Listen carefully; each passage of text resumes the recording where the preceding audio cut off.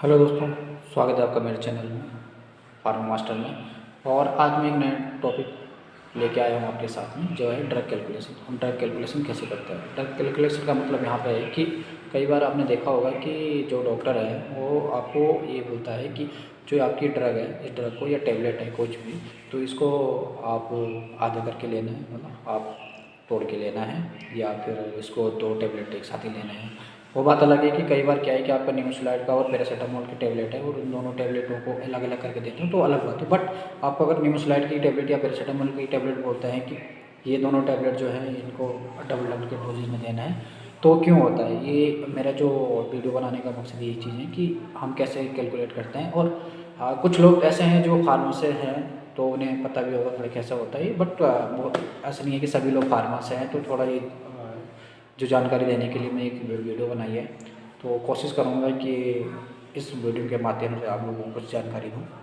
तो बने रहे मेरे साथ। अब बात आती है यहाँ पे कि ड्रग कैलकुलेशन की रिक्वायरमेंट क्यों है। जैसे तो आपको पता है कि मैंने क्या बताया है कि आपको जैसे आपकी ड्रग की रिक्वायरमेंट है कि आप करके क्यों लेते हो या फिर डबल क्यों लेते हो। बट यहाँ पे क्या लिखा है कि when the medicine recommended by doctor is different in the, मतलब आपका क्या है कि आप डॉक्टर ने लिखा है कि 500 mg कि आपको ड्रग लेना है आपको, बट आप जो डॉक्टर के पास क्या है कि 500 mg से लेके आप मेडिकल स्टोर में गए और मेडिकल स्टोर में लगता है जो वहाँ का केमिस्ट होगा उसके पास 50 mg के नहीं है सबको, तो उसके पास 100 mg का है। तो कैसे करके आपको कैलकुलेट करेगा देगा कि आप इसकी जगह एक जगह 2 टैबलेट यूज करना है या 2 की जगह 1 करें, या डॉक्टर भी ऐसे ही करते हैं। तो इस चीज़ के लिए समझना है कि मतलब कोई भी चीज़ है जो डॉक्टर ने रिकमेंडेड किया है और जो आपके पास अवेलेबल है, उन दो में से ऐसा आपको एक ड्रग की अमाउंट निकालनी है कि जो आप पेशेंट को दे दें कि ये ड्रग इतना आपको यूज करना है। ठीक है, तो इसके लिए समझेंगे इसमें। इसके लिए सबसे पहले आपको ये चीज़ समझना होगा कि आप जैसे 1 kg कितने बराबर होता है, 1000 ग्राम के बराबर। 1 ग्राम कितने बराबर होता है, 1000 mg के बराबर। 1 mg कितने के बराबर होते हैं, 1000 mcg के बराबर, मतलब माइक्रोग्राम के बराबर। और एक टेबल स्पून कितने के बराबर होता है आपका, एक जो टीस्पून है आपका वो कितने के बराबर है, 5 ml के बराबर। और एक टेबल स्पून होता है जो मतलब उससे थोड़ा बड़ा होता है, तो टेबल स्पून बड़ा होता है। अगर आप एक टेबल स्पून लोगे तो इसका मतलब 15 ml के बराबर मिलेगा आपको। और अगर आप एक टी स्पून लोगे तो आपको कितना मिलेगा, 5 ml के बराबर मिलेगा। ठीक है, ये इसलिए है कि जब मैं आगे कैलकुलेशन करूँगा तो वहाँ पे थोड़ा ये समझने वाली बात रहेगी आपके लिए, तो इसलिए आपको जो भी यूनिट है ये यूनिट को पहले बताना जरूरी था। ठीक है, अब यहाँ पे देखो टी स्पून मतलब आपको पता है जो घर में चम्मच जिसे बोलते हैं वो यूज कर सकते, वही होता है, उसमें यूज करने नहीं है, वही होता है। तो ये 2 टी स्पून मतलब अगर एक आप टी स्पून ले रहे हो तो इसका मतलब आप 5 ml ड्रग को ले रहे हो, आप मेडिसिन जो भी ले रहे हो 5 ml ले रहे हो। ठीक है, या आप डॉक्टर आप उससे ये बोल सकता है कि आप 5 ml इससे डेली लेना है सिरप को, या फिर आपसे बोल सकता है कि 1 चम्मच ले लेना बच्चों को। ठीक है, 2 में से कोई भी एक चीज़ है जो कि देते हो आप बच्चों को, या फिर जिसको भी जो रिक्वायरमेंट है उसकी, वो डॉक्टर उस हिसाब से आपको रिकमेंडेड करेगा। ठीक है, अब आते हैं यहाँ पे फॉर्मूला कि हम कैसे कैलकुलेट करते हैं। ठीक है, तो कैलकुलेट करने के लिए क्या है कि जो फॉर्मूला है यहाँ टैबलेट, कैप्सूल और लिक्विड, मतलब एक तरफ हमने टैबलेट कैप्सूल को रखा है, एक तरफ लिक्विड के लिए, क्योंकि टैबलेट और कैप्सूल का लिए सेम है और लिक्विड के लिए थोड़ा अलग। लिक्विड वाला एमक्यू भी हो सकता है इसमें, और आपका जो लिक्विड है सिरप भी, ये भी है। ठीक है, तो यहाँ पे क्या है कि इसका जो फॉर्मूला है, ये जो फार्मा लाइन्स हैं वो भी इस चीज़ को नोट करके रखें, क्योंकि ये कहीं ना कहीं आपको कैलकुलेशन जरूरत पड़ती है आगे। और बाकी जो नॉन फार्मा है वो अपने नॉलेज के लिए आप उसे देख सकते हो। तो इसमें क्या लगेगा, ड्रग डिजायर्ड, मतलब या तो ड्रग डिजायर्ड या तो डॉक्टर रिक्वायर्ड, मतलब जो डॉक्टर की रिक्वायर्ड है। ठीक है, डिवाइडेड अमाउंट अवेलेबल, आपके पास कितने mg की टैबलेट है इनटू क्वांटिटी होती है पर टैबलेट में, क्योंकि कैप्सूल और जब टैबलेट बनती है तो ये पर टैबलेट के हिसाब से ही बनती है कि मतलब अगर आपका एवरेज वेट 250 mg है तो पर टैबलेट की होता है। ठीक है, तो इस हिसाब से कैलकुलेशन निकलेगा। दूसरा होता है फॉर्मूला जो रहेगा वो लिक्विड के लिए कैसा है, आपका जो ड्रग डिजायर मतलब वो डॉक्टर की रिक्वायरमेंट है कि डॉक्टर आपको कितनी ड्रग देना चाहता है, और क्वांटिटी इन ml में। ठीक है, अभी आपको ये समझ में ना आया, अभी आप सिर्फ इस फॉर्मूला को देखो, क्योंकि आगे जैसे इसका एग्जांपल रहेगा तो उससे आपको और क्लियर आ जाएगा कि कैसे कैसे हमें करना है। ठीक है, ये आप देख लो, नोट कर लो, ये आपकी कैलकुलेशन यूज होगा ये आगे। ठीक है। अब मैंने यहाँ पे एक एग्जाम्पल लिया है, जो आपको एग्जाम्पल थोड़ा समझना होगा। इसमें क्या है कि कोई एक प्रोडक्ट है जो 50 mg है, ठीक है, कास्टर्ड है, कोई भी mg है, बस इसमें लोसाटन है, हार्ट की पेशेंट को दी जाती है ड्रग। तो इसमें क्या है 50 mg है, जो रिकमेंडेड क्या है डॉक्टर ने, अभी कोई हार्ट का पेशेंट है उसको डॉक्टर ने क्या है कि 50 mg का है। लेकिन अब जो ड्रग है वो ड्रग जब वो मेडिसिन के पास गया है या केमिस्ट के पास गया तो उसके पास क्या 50 mg की नहीं है, वो कितने mg के 100 mg की। तो फिर वो कैसे कैलकुलेट करेगा, जो केमिस्ट है उसे कैसे कैलकुलेट करेगा? तो उसके लिए ये फॉर्मूला जो लगा है, डिजायर्ड ड्रग जो है, ड्रग डिजायर जो है वो डॉक्टर के जो रिक्वायरमेंट हो कितना है यहाँ पे 50 mg, क्योंकि डॉक्टर क्या कह रहा है 50 mg देना है इसे, इन 50 डिवाइडेड कितना है हमारा 100 mg। 100 mg क्या है कि जो हमारे पास अमाउंट अवेलेबल है, अमाउंट अवेलेबल कितने हमारे पास 100 mg इंटू 1 क्या है यहाँ पे, क्योंकि जो भी ड्रग होती है टैबलेट होती है वो पर एक टैबलेट के बराबर है, कि मतलब एक टैबलेट में कितने mg है, इसलिए इसे 1 रखा गया है। लिक्विड के केस में 1 नहीं रखा जाएगा, लिक्विड के केस में क्या रखा जाएगा वो आगे पता चलेगा आपको। बट आपको क्या करना है 50 mg इंटू 1 डिवाइडेड 100 mg, तो मतलब क्या निकलेगा 0.5 मतलब टैबलेट निकलेगी, 0.5 मतलब हाफ टैबलेट, आधा टैबलेट निकलेगी। तो अब जब डॉक्टर देगा आपको या जो केमिस्ट है वो देगा तो आपको क्या लिख के देगा, ये जो टैबलेट है इसको आधा सुबह आधा शाम देना है, ऐसा आपको बताएगा, ठीक है। तो क्या रीज़न होते हैं, यही रीज़न होते हैं कि वो कैलकुलेट करके ऐसे करते हैं उसे कि डॉक्टर। तो इसका ये नहीं कि अगर डॉक्टर ने ये बता दिया या केमिस्ट ने बता दिया कि आधा है तो यार इसके बाद कम दवाई थी होगी तो इसलिए इसने आधा दिया होगा, ऐसा नहीं है। वो अपना कैलकुलेशन करके देता है आपको, और ये चीज़ें डॉक्टर रिकमेंडेड भी करता है कि सुबह शाम आपको लेना है तो आधा आधा लेना है, या एक साथ ही लेना है, या डबल भी हो सकता है, जैसे आप कैलकुलेशन करोगे यहाँ पे तो डबल भी आ सकता है, ठीक है। तो ऐसे करके आप इसको कैलकुलेट करना है, ठीक है। अब वो था आपका कैप्सूल और टैबलेट के लिए। अभी हम बात करेंगे लिक्विड के लिए। अभी आपके पास सपोज लिक्विड है, अब ये कोई जैसे मैक्सो मैंने लिया है, वैसे कोई ब्रांड नहीं है इसका, बट मैक्सो ले लिया है, तो इसमें क्या 150 mg है अवेलेबल है, ठीक है, जो कि 150 हमारा रहेगा यहाँ पे 5 ml में, ठीक है। यहाँ पे थोड़ा इसका 5 मेंशन हो रखा, बट ठीक है, जैसे 150 mg कितना है 5 ml में। तो यहाँ पे क्या है कि हाउ कैलकुलेट करेंगे हम इसे। अब यहाँ पे जो डिज़ायर्ड क्वांटिटी है, डिज़ायर क्वांटिटी जो है वो डिज़ायर क्वांटिटी कितनी है 0.6 ग्राम। कितना लिखा है डॉक्टर ने, कि डॉक्टर ने कहा है कि 0.6 ग्राम जो ड्रग है वो हमें जो पेशेंट है उसको देना है। बट यहाँ पे जो हमारे पास अवेलेबल है वो कितना है 150 mg। बट 150 mg जो लिक्विड होता है वो ऐसे में होता है, जैसे पर 2 ml में, पर 5 ml, 1 ml में भी होता है। जब आपका 1 होगा तो 1 की कैलकुलेशन करोगे। बट यहाँ पे क्या है कि जो अमाउंट अवेलेबल है वो क्या है क्वांटिटी पर 5 ml में है।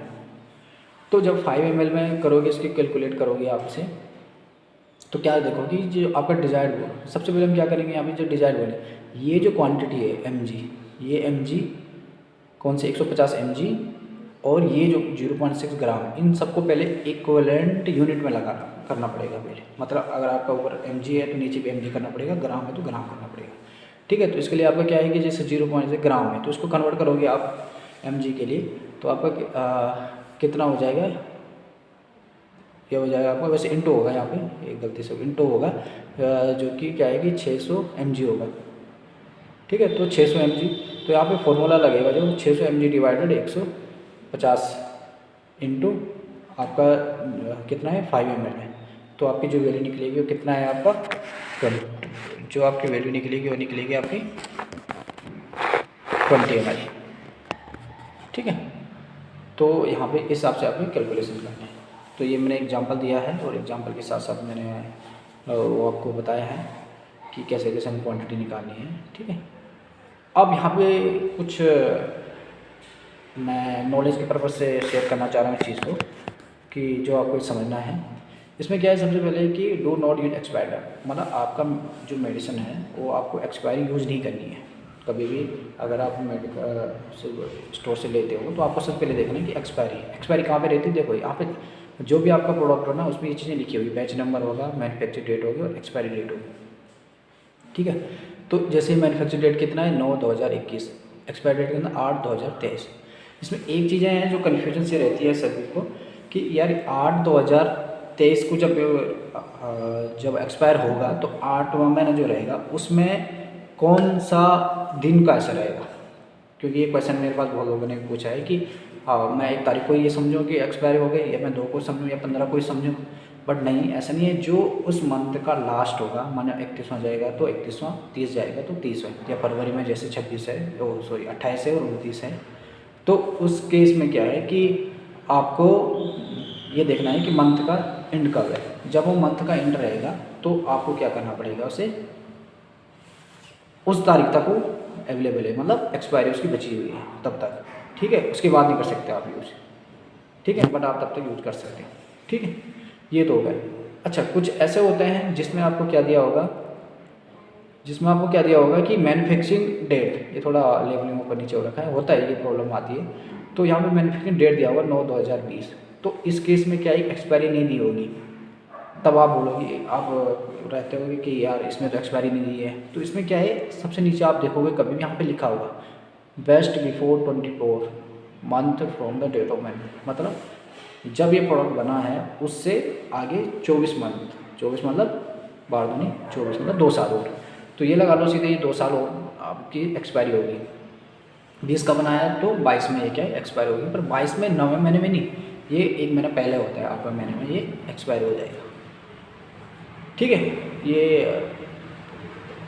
आपको थोड़ा देखना पड़ेगा और समझना पड़ेगा ये चीज़ें, कि जो जिसमें लेबल नहीं होगा, मतलब एक्सपायरी नहीं होगा, उसमें आपको कैसे कैसे मेंशन करना है, ठीक है। उसके बाद बात करते हैं हम proper sack and cover store.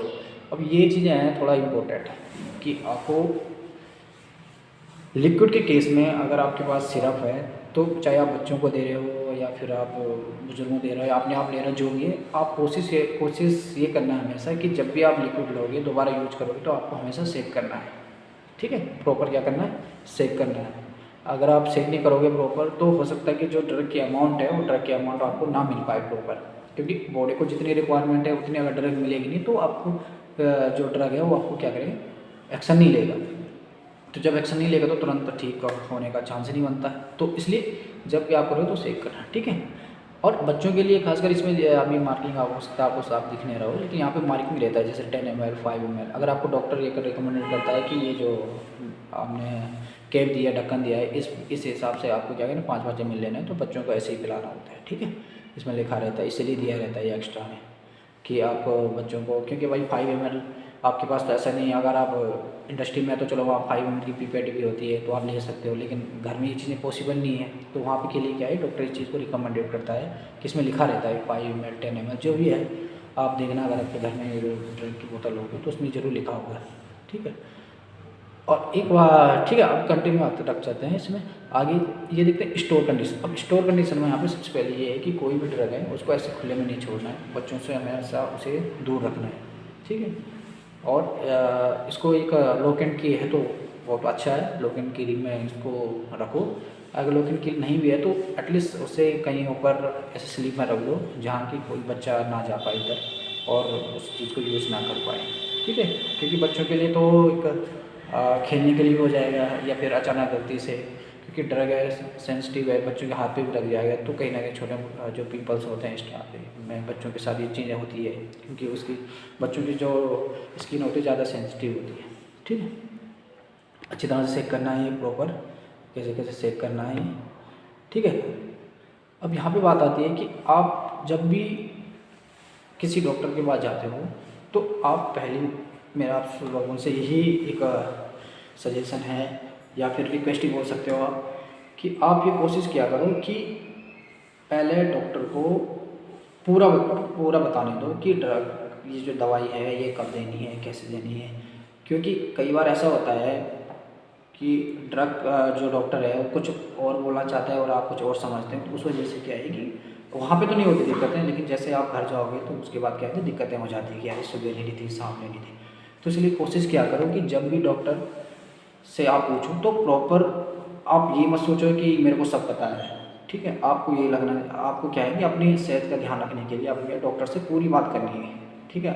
आप डॉक्टर से बात करो कि ये दवाई मुझे कब लेनी है, कितने बजे लेनी है, और इस दवाई के साथ मैं क्या खा सकता हूँ, क्या नहीं खा सकता, ये पूरी बातें आपको बतानी पड़ेगी। अगर आप उनसे लेनी पड़ेगी, मतलब पूछनी पड़ेगी, तो आप अगर उनसे पूछोगे नहीं तो आपको प्रॉपर पूरा गाइडेंस नहीं करेगा। तो इसलिए कोशिश ये करो कि डॉक्टर के पास आपकी अगर आपकी प्रॉब्लम भी है तो पूरा करके बताओ डॉक्टर को ये प्रॉब्लम है। और दूसरे में क्या है कि जो ड्रग है उस समय लिखो उस पर, वैसे मार्कर से डॉक्टर भी लिख देता है, लेकिन आप भी लिखो उस चीज़ के लिए कि हाँ ये सुबह के लिए, ये शाम के लिए, क्योंकि इससे ना कन्फ्यूजन से नहीं रहेगी बात में। और हो सकता है कि डॉक्टर ने जो दवाई सुबह की दे रखी है वो शाम को, और वहाँ पे गलत हो गया, सुबह की दवा शाम को ले रहे, शाम की दवाई सुबह ले गए, तो आपकी जो बॉडी के लिए उतना एक्शन नहीं ले पाएगा। ठीक है, इसलिए जब भी आप डॉक्टर के पास जाओ या केमिस्ट के पास ही जाओ तो आप पहले उनकी बात को समझो पूरा। आपको ये समझना चाहिए कि जो डॉक्टर कह रहा है वो किस वे में है, और आपको नहीं समझ में आता है तो ऐसा है नहीं कि आपको एक ही राउंड में समझ में आ गया, हाँ जी ऐसा नहीं है। अगर आपको नहीं भी आया समझ में तो आप डॉक्टर से 2 बार 3 बार पूछो कि सर कैसे हम ऐसे करते हैं। और आपको लगता है कि यार कई बार एक डॉक्टर पूरा ढंग से नहीं बता पाए, तो अगर आपको लगता है कि डॉक्टर ना देखे, अगर कोई दूसरा डॉक्टर है जो आपको जानता है तो उनसे भी अपना जो पर्सनल डॉक्टर है भी आपका, उससे भी कंसल्ट करो कि ड्रग को हम कैसे कैसे यूज कर सकते हैं और किस नहीं, क्योंकि लिखना बहुत ज़रूरी है। आप अगर ड्रग को लिखोगे नहीं कि सुबह के लिए शाम को, तो आप बहुत ज़्यादा कन्फ्यूजन रहेगा। ठीक है, जो लोग, मैं खुद पहले से ये बात बोली है, अगर आप मेडिसिन से है तो हो सकता है आपको दिक्कत ना हो, बट अगर आप मेडिसिन लाइन से नहीं हो कि प्रॉब्लम में आती है तो घरों में ये होती है प्रॉब्लम। ठीक है, तो आपको ये समझना पड़ेगा कि हम कैसे कैसे ड्रग को स्टोर करके रखें, और डॉक्टर से आपको पूरी जो जानकारी है वो लेना ही पड़ेगा। ठीक है, अगर आपसे डॉक्टर से जानकारी नहीं लोगे तो आपके लिए अपने लिए नुकसान होगा। ठीक है, अब यहाँ पे बात है सेव की बात। सेव मतलब ड्रग सेव तुम कैसे करेंगे। इसमें ड्रग सेव का मतलब यहाँ पे ऐसा है कि आपने जो भी ड्रग यूज कर ली है, ये करने वाले इन चीज़ों से, जो मैंने यहाँ पे पिक्चर में बताया है, आपका कॉकरोच है, मच्छर है, चूहा है, जो मक्खी है, इन चीज़ों से क्या करो, उनमें से दूर रखो इन चीज़ों। अगर आपने सिरप है, सिरप आगे खोला है, आगे लगा दिया, अगर मच्छर आ गया या कॉकरोच आ गया और उस पर टच कर दिया तो कहीं ना कहीं आपके लिए दिक्कत कर सकते हैं। और होता है गांव में भी गेहूँ के साथ जैसे रखते हैं तो नाज में कुछ उसके साथ फिटकड़ियाँ रखी रहती हैं। तो बहुत सी चीज़ें हैं जो आप इसका ध्यान रखना है, ड्रग को अलग रखना है स्टोर में।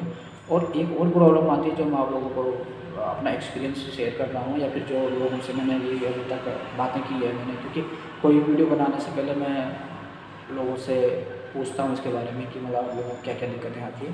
एक दिक्कतें और आती है जो ये रहता है कि आपने अगर आज इस महीने कोई दवाई ली है, 2 महीने बाद फिर दवाई ली है, तो आप कन्फ्यूजन से हो जाते हैं कि पहली दवाई कौन सी है, बाद की दवाई कौन सी है। तो उसके लिए क्या करो, आप 2 बॉक्स बना लो।